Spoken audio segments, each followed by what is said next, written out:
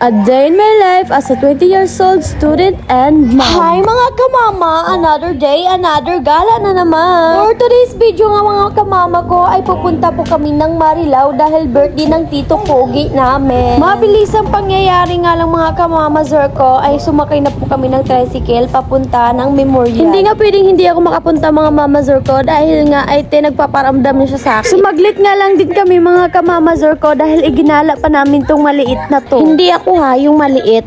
Sobrang saya nga lang din is kay mga kamama ko dahil sa isang buwan ba naman isang beses lang kaming nakakalaba. Buti na lang talaga mga kamama ko ay pugi siya. Talagang nag-enjoy nga siya mga kamama ko dahil sa dami niyang nakikitang tao. Fast forward mga kamama ko ay ayan, naglalaro na siya. Habang naglalaro nga yan siya mga auntie ko ay umiiyak siya. Hindi ko alam kung tears of joy or natatakot talaga siya. Pero kahit papano mga auntie ko ay ayan, nag-enjoy naman siya kahit natatakot siya dyan. O diba, ang bilis fast forward ay pauwi na kami dito. At ayan mga auntie ko, hanggang dito na nga lang po ang ating mini vlog.